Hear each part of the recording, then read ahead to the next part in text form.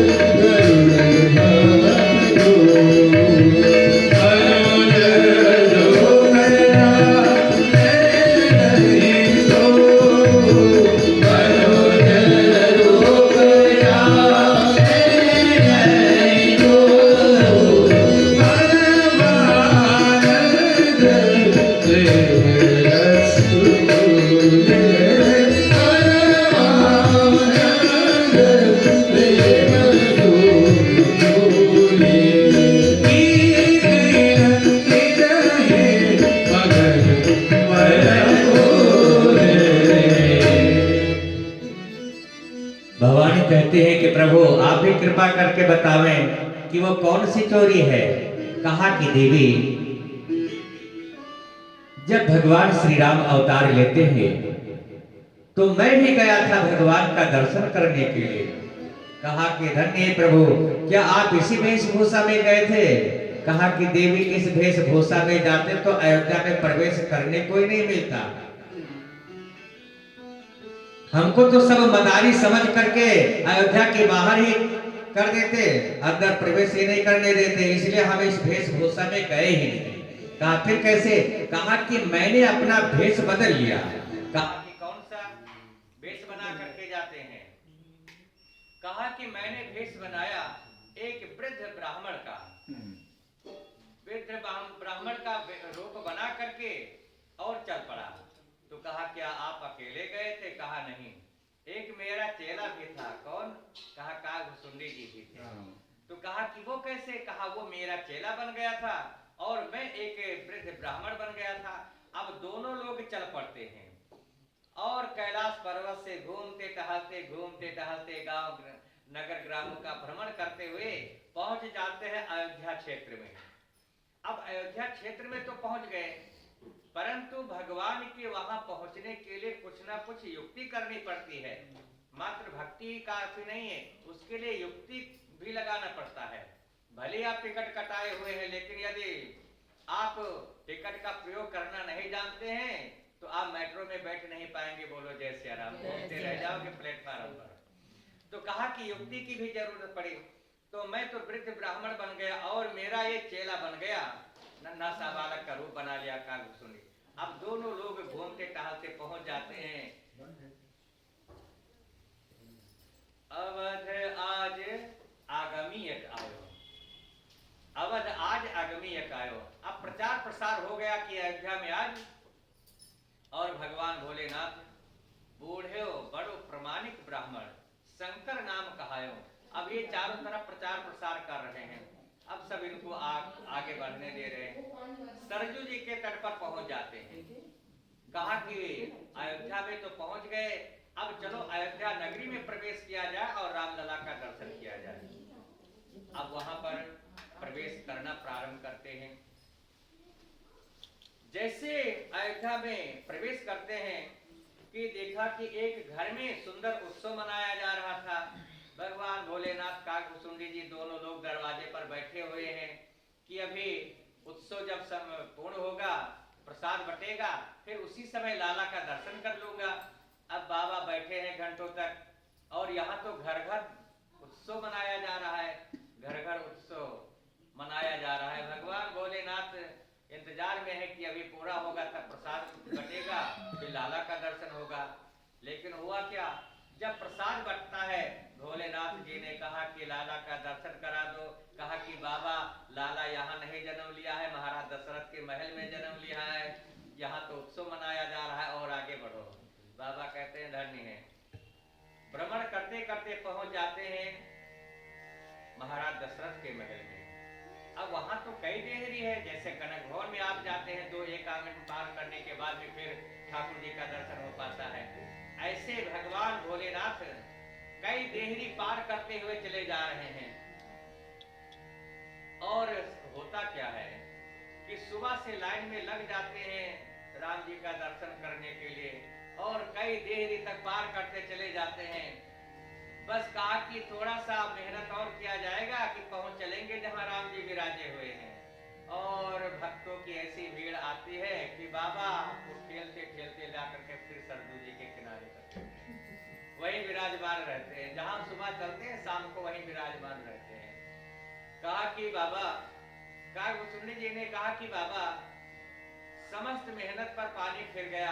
सुबह से हम लोग लाइन में लगे 2-2 अंगुर 4-4 अंगुर खिसकते खिसकते पहुंच गए, और मंजिल तक पहुंचने वाले थे कि भगवान के ऐसे भगत, बावरे भगत ऐसे आते हैं कि हम लोगों को जहां के तहां ला करके फिर छोड़ दिया।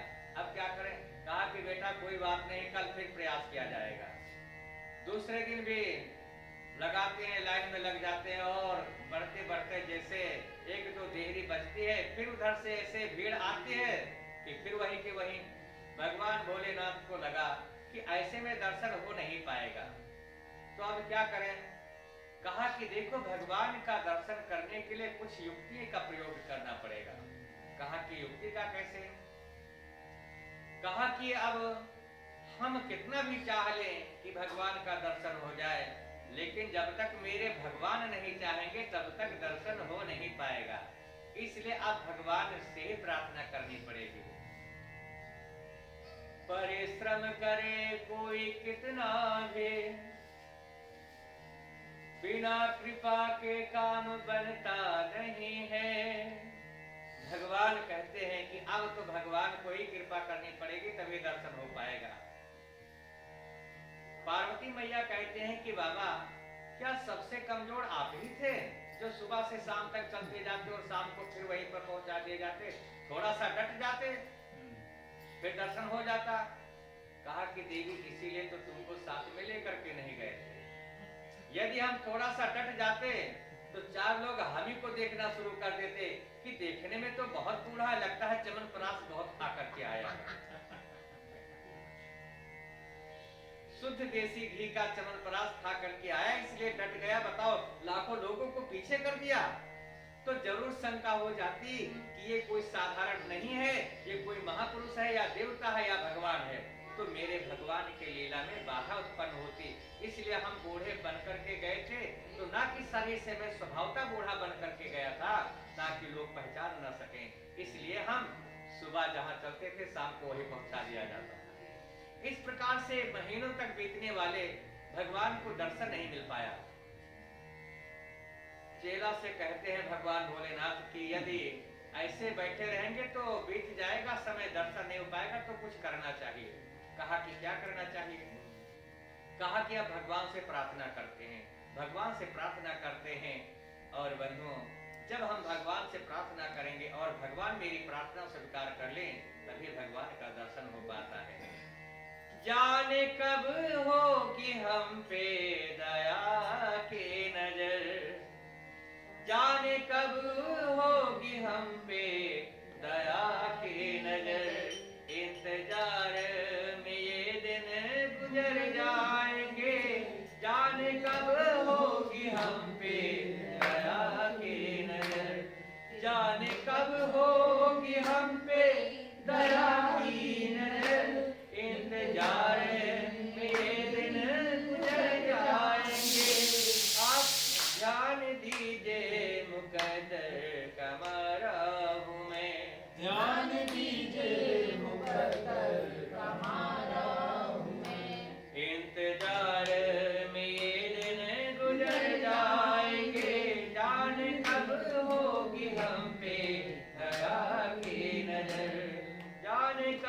होगी हम पे दया की नजर।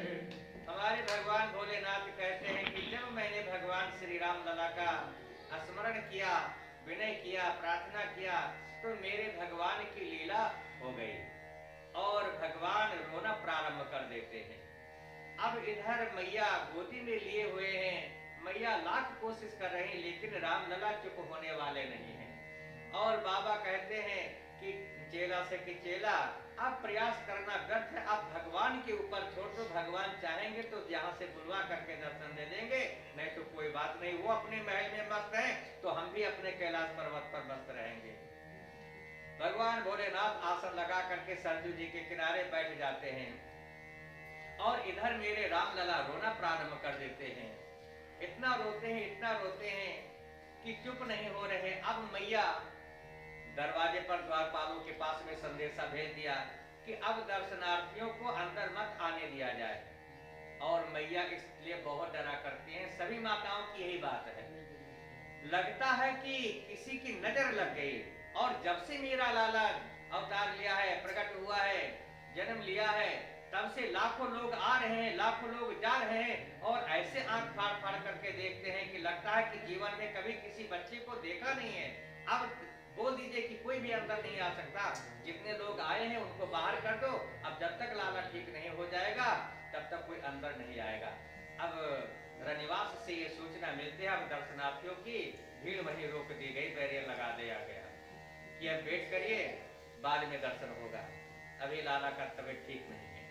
अब इस प्रकार से और भगवान की कई मैया गोदी में लेती फिर भी रो रहे हैं, सुमित्रा मैया गोदी में लेती तो भी रो रहे हैं, कौशल्या मैया प्रयास करती तो भी रो रहे हैं। और माताएं इसलिए बहुत डरा करती हैं, यदि बेटा किसी दिन थोड़ा सा दूध कम पीवे या एक दो बार रो देवे तो हे भगवान तत्काल अच्छा समझ गई, मेरी पड़ोसन है ना, कल आंख फाड़ फाड़ करके देख रही थी, अब वो राई लेंगी, नमक लेंगी, जा जहां से आई उसके यहाँ जा, उतार देती है नजर तो ना जादू। तो ये माताओं का वात्सल्य पुराण होता है, ये वात्सल्य होता है। अब मैया बहुत प्रयास करती है परंतु रामलला चुप होने वाले नहीं। अब बड़े बड़े विद्वानों को बुलाया गया, बड़े बड़े ज्योतिषियों को बुलवाया गया, तंत्र मंत्र करने वाले को बुलवाया गया, सब अपना अपना तंत्र मंत्र का प्रयोग कर रहे हैं, नजर गुजर उतारने का प्रयास कर रहे हैं, सब अपने अपने बुद्धि लगा रहे हैं। ज्योतिषी लोग बैठ करके जन्मपत्री बना रहे हैं कि देखो क्या ग्रह दशा खराब चल रहा है जिसके कारण लाला परेशान हो रहा है। लेकिन भगवान है ना, भगवान के वहां तक ज्योतिष शास्त्र जा ही नहीं सकता, वहां तक तंत्र मंत्र पहुंचता ही नहीं है, वहां पर जादू टोना पहुंचता ही नहीं है। और बीमारी भी उनको जादू टोना वाली हो तब फायदा करेगी ना, बीमारी तो उनको कुछ दूसरा लगा हुआ है, दर्शन देने की पड़ी हुई है। भगवान श्री रामलला तो रो रहे हैं। इधर एक दासी मैया के पास में जा करके कहती है कि मैया मैंने कई बार देखा है कि सरजू जी के तट पर कभी कभी बड़े बड़े पहुंचे हुए सिद्ध संत आया करते हैं और नजर गुजर उतारने वाले भी आया करते हैं, संत ब्राह्मण आया करते हैं। मैया यदि आपकी आज्ञा हो तो मैं जा करके सरजू जी के तट पर देखो, शायद कोई मिल जाए ज्ञानी ध्यानी संत महात्मा जो लाला को ठीक कर सके। मैया मजबूरी में कहते हैं कि ठीक है देवी जाओ। और इधर दासी चल पड़ती है, दासी चल पड़ती है चारों तरफ नजर डालते हुए। और इधर जब भगवान भोलेनाथ जी ने देखा कि वो चाहे ना हो और ये दासी लगता है कि मैया की ही दासी हो सकते हैं, रनिवास से ही आई हुई है, और इसका मतलब है कि यदि रनिवास से दासी आ रही है इसका मतलब कि मेरे भगवान कुछ जरूर लीला किए हुए हैं, जरूर कुछ तंत्र मंत्र जादू टोना झरवाने के लिए आ रही होगी। तो कहा कि बाबा फिर क्या किया जाए। भगवान भोलेनाथ कहते हैं कि देखो यदि जादू टोना उतारने वाले मंत्र वंत्र झाड़ने फूकने वाले यदि बनना है तो ध्यान लगा करके बैठ जाओ, तभी इसकी नजर जाएगी कि ये बड़े ध्यानी है, बहुत पहुंचे हुए संत हैं। और आजकल समाज में भी देखा जाता है, भले वो 1 घंटा भजन ना करते हो लेकिन बाहर ऐसे आडंबर करेंगे कि हे भगवान के लगता है कि दुनिया इन्हीं के तब के कारण चल रही है। ऐसे बहुत से संतों को भी मैंने देखा, अयोध्या में भी पाए जाते हैं, कोई ऐसी बात नहीं है। बोले शंकर भगवान की जय।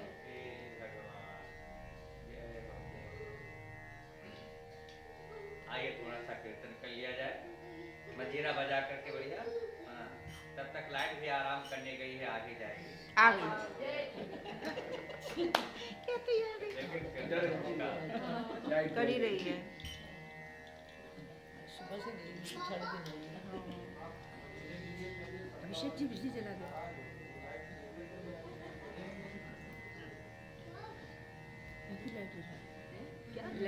जय रघुनंदन जय सिया राम, जय रघुनंदन जय सिया राम।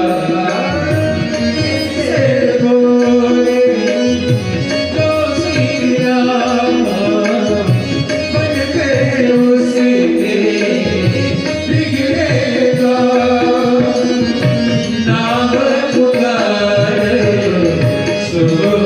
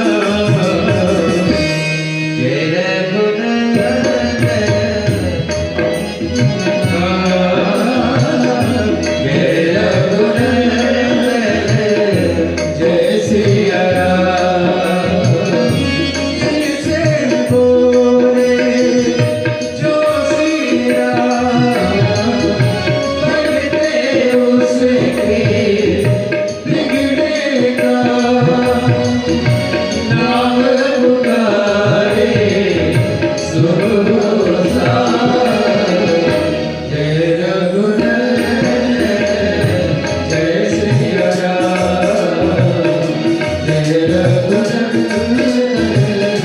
जय सिया राम।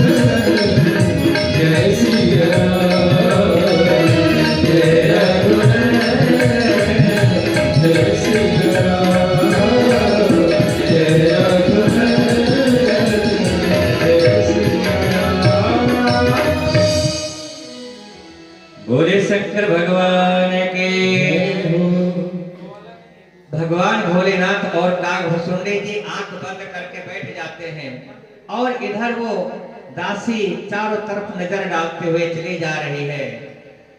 भगवान भोलेनाथ चेला के साथ में बैठे हुए हैं और इधर दासी तो आगे निकल गई।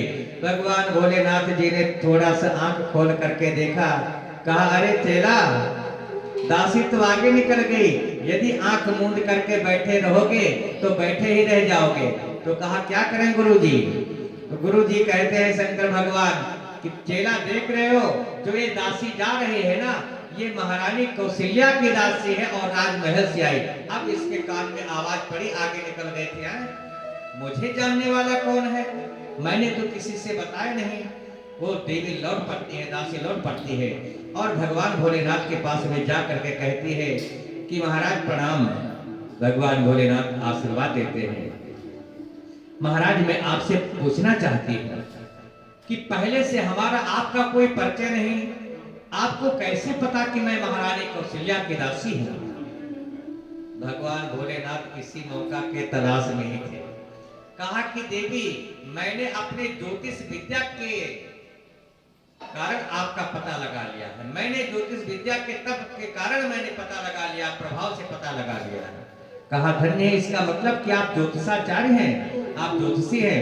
अरे हाँ हाँ देवी, मैं हिमालय से आया हूँ तब करके और मैं 1 नंबर का ज्योतिषी हूँ। कहा अच्छा महाराज, तो क्या जैसे यदि किसी छोटे बच्चे को नजर वजर लग जाए तो क्या वो भी आप उतार देते हैं? भगवान भोलेनाथ समझ जाते हैं कि मेरे राम लला की लीला है। भगवान भोलेनाथ जी कहते हैं कि देखो ज्योतिष तो मेरा विषय है ही, जन्म पत्री बनाना, विवाह पत्री बनाना, ये सब तो मैं करता ही करता हूँ, लेकिन सबसे बड़ा मैं विशेषज्ञ हूँ नजर गुजर जादू टोना का। चाहे जैसी नजर लगी हो, चाहे जैसे भूत प्रेत हो, एक ही मंत्र में मैं दूर कर देता हूँ। कहा महाराज तब तो धन्य है, मेरा बड़ा सौभाग्य है जो आपका दर्शन हुआ। महाराज तो आप कृपा करके रानीवास में चलिए और वहां मेरे रानी के यहाँ लाला का जन्म हुआ है। 1 महीने से तो हम लोग खूब उत्सव मना रहे हैं, खूब दर्शनार्थी आते हैं जाते हैं, लेकिन ना जाने क्यों लाला अचानक रो रहा है, वो शांत नहीं हो रहा है। तो ना जाने किसकी नजर लग रही है। आप चल करके और नजर उतार देंगे तो आपको मुंह मांगा इनाम मिलेगा।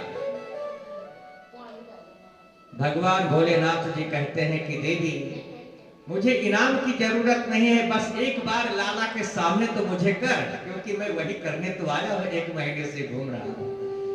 लाला के सामने होने के लिए ही तो मैं आया हूँ, एक बार मुझे सामने तो कर दे।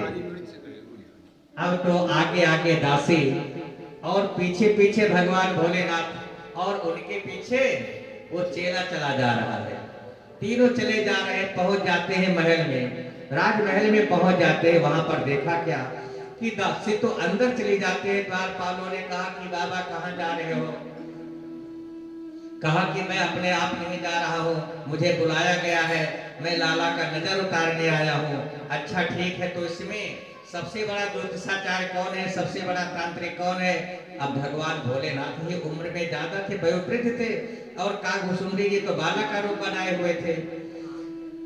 कहा कि सबसे ज्यादा तो मैं ही ज्ञानी हूँ भगवान भोलेनाथ। तो कहा कि ठीक है, यदि आप ज्ञानी हैं तो आप अंदर जाइए, 2 लोगों की जरूरत नहीं, 1 लोगों को दरवाजे पर बैठना पड़ेगा, 1 ही लोग अंदर जाइए, सख्त आदेश है।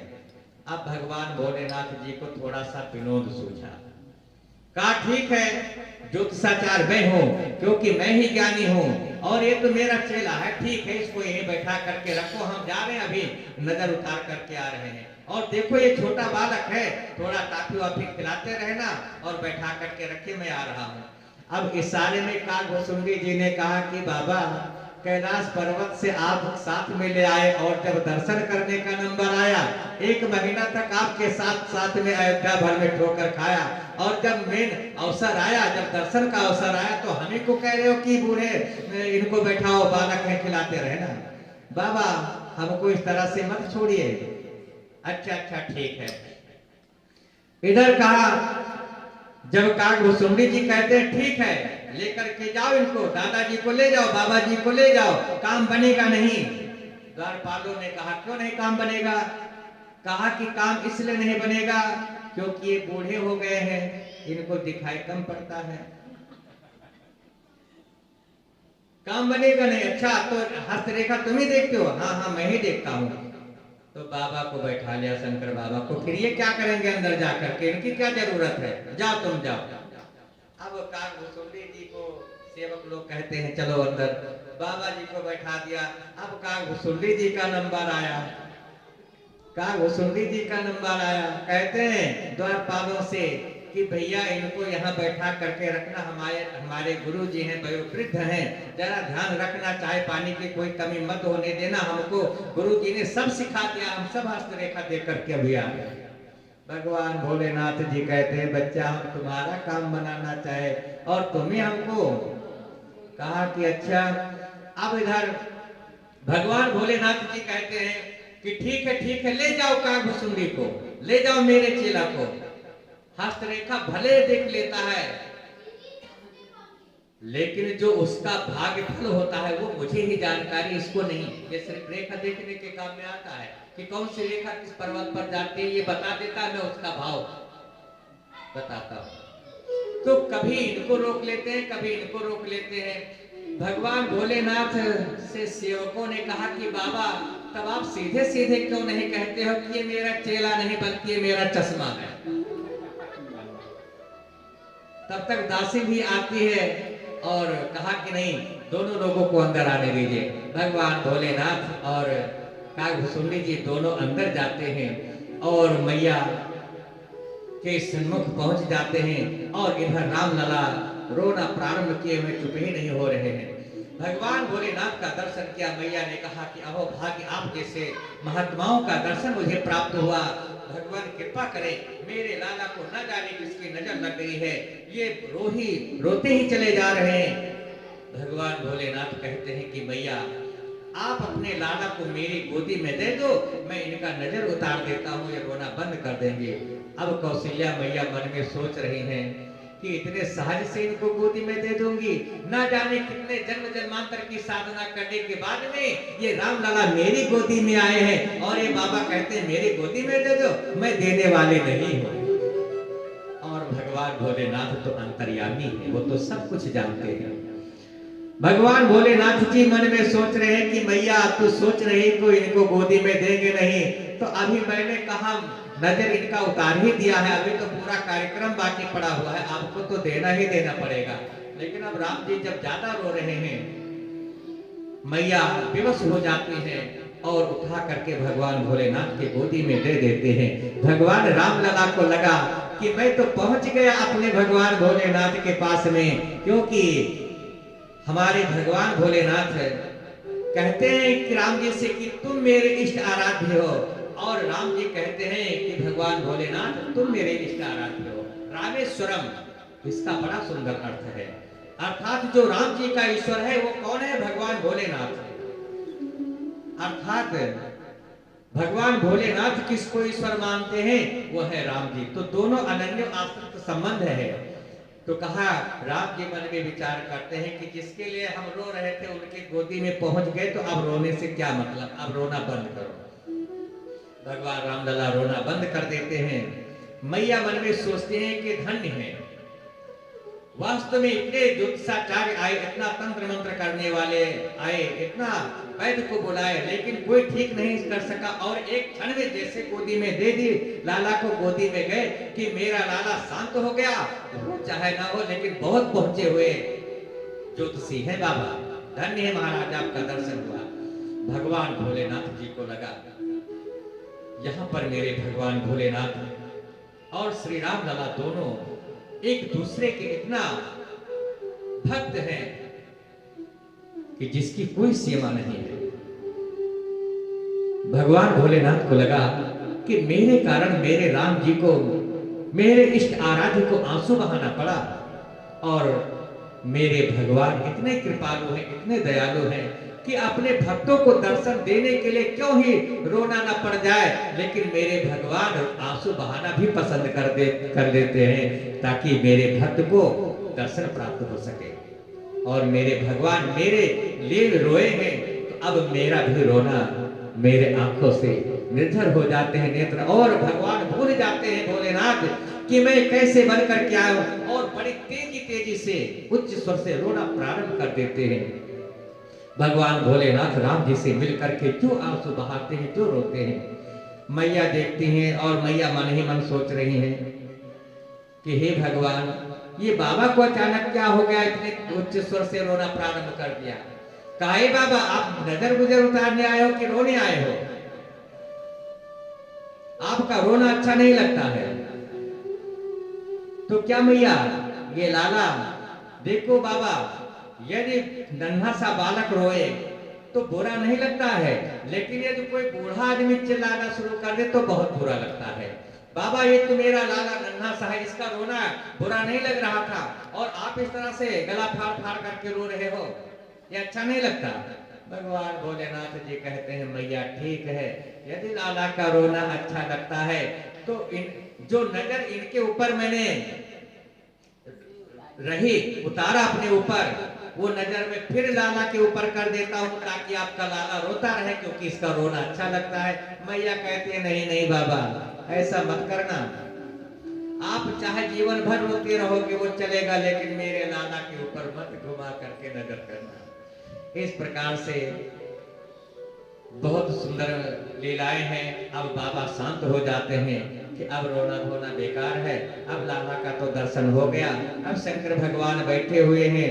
अब मैया कहते हैं कि बाबा, आप बहुत पहुंचे हुए संत लग रहे हैं, ज्योतिषाचार्य लगते हैं, आप ज्ञानी लगते हैं, तो आप कृपा करके मेरे लाला के हस्त रेखाओं को देखिए, उनके भाग रेखाओं को देखिए कि क्या होगा, कैसे होगा। भगवान भोलेनाथ जी के तरफ काकभुसुंडी जी देखते हैं, कहिए ज्योतिषाचार्य जी महाराज। भगवान भोलेनाथ जी कहते हैं कि चेला, यदि वहां से ज्योतिषाचार्य बन करके आए हैं तो सब कुछ करना पड़ेगा, जन्म पत्री भी बनानी पड़ेगी। बाबा, आज इसका मतलब कि आप ज्योतिषाचार्य भी बन गए, कब से बन गए? कहा कि जब से राम जी का दर्शन करने के लिए आए। अब भाग रेखा देखना प्रारंभ कर देते हैं, हस्त रेखा देखते हैं भगवान भोलेनाथ। तो क्या देखते हैं कि मैया से कहते हैं कि मैया, आपका लाला बहुत महान होगा, नारायण समो गुणहि, ये नारायण के समान गुण वाला होगा। और मैया एक बात बताओ, ये परम विद्वान होंगे, परम सुशील होंगे, धैर्यवान होंगे और धर्मात्मा भी होंगे, सब कुछ होंगे। अच्छा बाबा बताओ कि मेरे बेटे का विवाह होगा और बहू कैसे मिलेगी? हे भगवान, बहू के लिए बड़ी चिंता होती है सासू मां को। अरे मैया, बहू की तो बात करती है, जंगल से एक बाबा जी आएंगे और वो बाबा जी लेकर के चले जाएंगे तुम्हारे लाला को। मैया कहती हैं, हे भगवान, हम आज से एक भी बाबा अपने राजमहल के किनारे फटकने नहीं देंगे, यदि ऐसी बात है तो। बाबा लेकर के जाएंगे तो साधु बाबा बना देंगे, हम अपने लाला को साधु बाबा दोनों ना बनने देंगे, कभी नहीं जाने दूंगी। देखो, माताओं को ज्यादा चिंता किस बात के लिए रखती है? वो चोर बन जाए कोई टेंशन नहीं, बदमाश बन जाए कोई चिंता नहीं, दारूबाज बन जाए कोई चिंता नहीं, शराबी बन जाए, जुआरी बन जाए, कोई भी चिंता नहीं होती है, लेकिन कहीं वो बाबा ना बन जाए इसलिए बड़ी चिंता रहती है कि बाबा ना बन जाए। अरे नहीं नहीं, मैं तो कभी नहीं जाने दूंगी। भगवान भोलेनाथ कहते हैं कि मैया, पूरी बात तो सुन लो।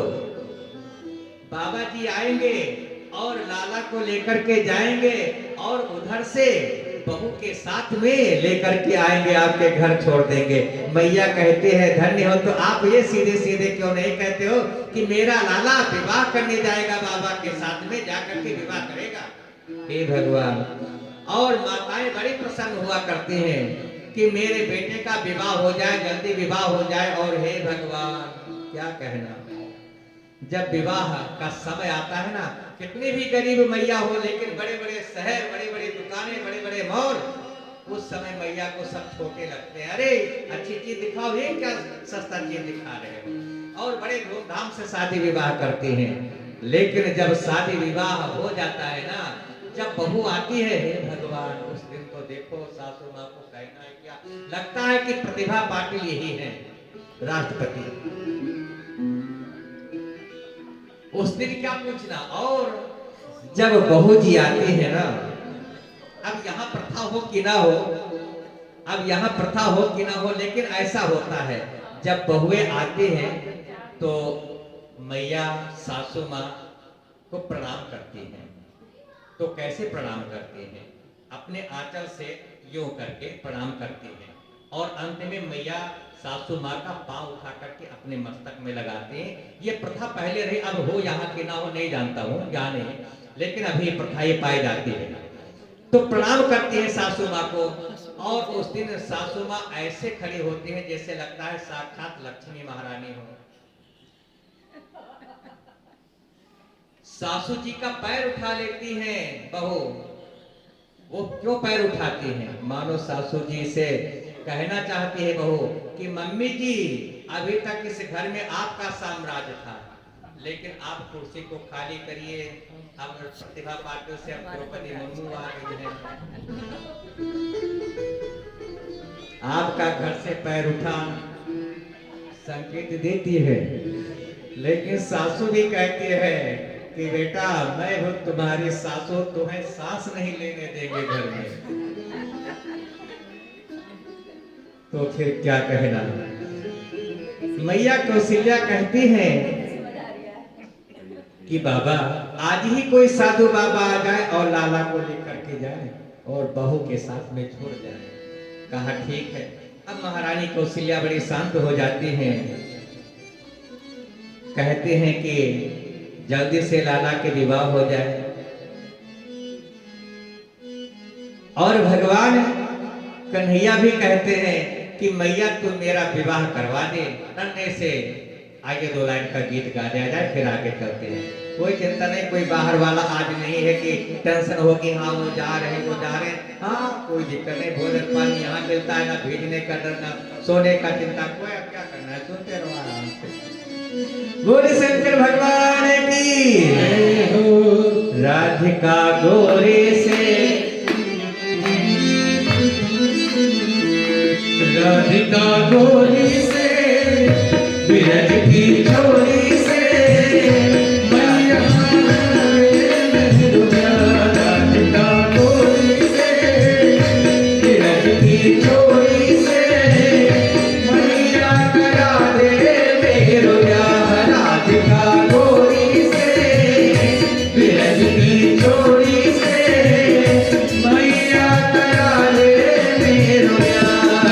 तेरी मोटी है उम्र तेरी छोटी है, कैसे करा दूं तेरा ब्याह। राधिका गोरी से विरज की चोरी से मैया करा दे तेरा ब्याह।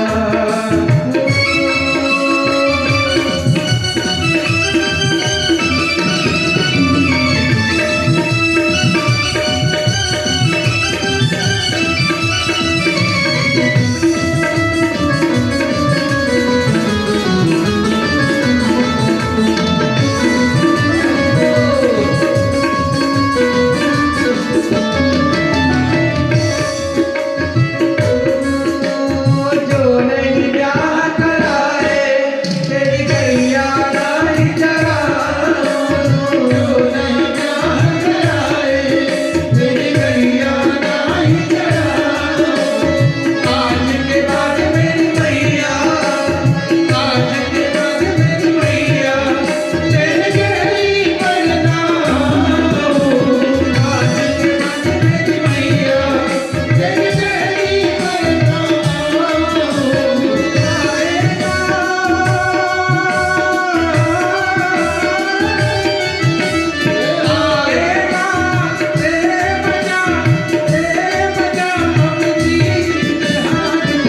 राधिका गोरी से विरज की चोरी से मैया करा दे मेरो ब्याह। मैया करा दे मेरो ब्याह। मैया करा दे मेरो ब्याह। बोले श्री रामचंद्र भगवान के। जय हो। अब मैया कौशल्या शांत होकर के कहते हैं कि बाबा हमारे यहाँ सूर्यवंश में परंपरा रही है कि जो ज्येष्ठ पुत्र होता है वही राज सिंहासन पर बैठता है। तो जरा हस्तरेखा देख करके बताओ कि मेरा बेटा राजा राज सिंहासन पर बैठेगा। अब भगवान भोलेनाथ को लगा कि यदि ये कहीं बता दिया तब तो मामला गंभीर हो जाएगा। अब मैया से कैसे कहेंगे कि मैया पहले तो तुम्हारा बेटा 14 वर्ष के लिए वनवास हो जाएगा, इसके बाद राजा बनेगा। भगवान भोलेनाथ को लगा कि यदि मैं इनको बतला देता हूं तो मैया आज से ही रो रो करके प्राण त्याग देगी, इसलिए बताना उचित नहीं होगा। भगवान भोलेनाथ कहते हैं कि मैया अभी लाला छोटा है, 2-4 साल बीतने दीजिए, मैं पुनः आकर के रेखाएं स्पष्ट हो जाएगी तो मैं बतला दूंगा। मैया कहती हैं कि बाबा अपना मोबाइल नंबर, अपना विजिटिंग कार्ड, आश्रम का नंबर, पिन कोड सब लिख करके दे देना। भगवान भोलेनाथ जी को लगा कि यदि हमको पता ही बताना होता तो 1 महीना अयोध्या में ठोकर क्यों खाए होते। हमको पता ही बताना होता तो 1 महीने से भटकते नहीं। मैया से कहते हैं कि माँ बस आप याद कर लेना और मैं अयोध्या में आ जाऊंगा, क्योंकि मैं अयोध्या बराबर आया जाया करता हूँ। और जब 1-2 साल बीतेगा तो मैया आकर के मैं हस्तरेखा दे करके बतला दूंगा। अच्छा ठीक है बाबा। और इस प्रकार से भगवान श्री राम लला को मन ही मन प्रणाम करते हैं और बाबा चल पड़ते हैं। और इधर कागभूषुंडी जी अयोध्या में ही निवास करने लग जाते हैं। कागभूषुंडी जी का रूप आप लोग जानते हैं, कौवे के रूप में भगवान के बाल लीला का आनंद लेने के लिए ठहर जाते हैं। इस प्रकार से हमारे भगवान भोलेनाथ श्री राम लला का दर्शन करके कैलाश पर्वत को लौट जाते हैं। कैलाश पर्वत को लौट गए और इधर महारानी पार्वती मैया कहते हैं कि बाबा आप जब अयोध्या गए थे तो वो दासी कौन थी आप जानते हैं? कहा नहीं, दासी को तो जानते नहीं हैं, परंतु उसी के कृपा से मुझे श्री राम जी का दर्शन प्राप्त हुआ था। पार्वती मैया बोले कि वो दासी कोई और नहीं थी, वो यही दासी थी जो आपको दर्शन करवाने के लिए मैया के पास मिले गई थी। कहा धन्य है, क्योंकि इसीलिए तो माना गया है कि शक्ति के बिना कोई कार्य नहीं किया जा सकता है। इसीलिए पति पत्नी का होना आवश्यक होता है। जो भी कार्य किया जाए धर्म कर्म का, पत्नी, इसीलिए पत्नी को दाहिने साइड में बैठाया जाता है। और एक बात बतला दूं, जो पतिदेव पूजा पाठ करते हैं, यदि गुरु दीक्षा लिया है तो 100 रुपया दान किया गया तो 100 का फल मिलता है। और यदि गुरु दीक्षा नहीं लिया गया है और 100 रुपया दान किया तो 50 का ही फल मिलता है। 50 इंद्र के खाते में बिना ट्रांसफर किए वो कट जाता है। जैसे किस्त अपने आप कट जाया करती है, ऐसे वो भी कट जाया करता है। और दूसरी बात है, यदि पति पूजा करता है, दान करता है, उसका जो आधा फल मिलता है, जो उसका फल मिलता है उसका आधा फल सीधे पत्नी के खाते में ट्रांसफर। हे भगवान, आज से नहीं दुखी है, बहुत दिनों से दुखी है, बहुत दिनों से सताए हुए हैं। लेकिन आधा फल पत्नी के खाते में ट्रांसफर हो जाता है। ये चाहे भी कि हम अपने पत्नी को अपना किया हुआ पुण्य कर्म नहीं देंगे तो उनको देने से उनको नहीं मिलेगा, उनका अधिकार बनता है, आधा भगवान के यहाँ से ही ट्रांसफर हो जाता है।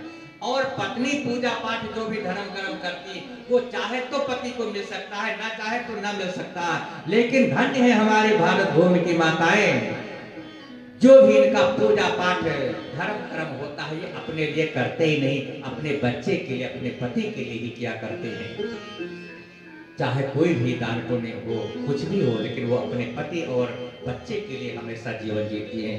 बोले शंकर भगवान की जय हो।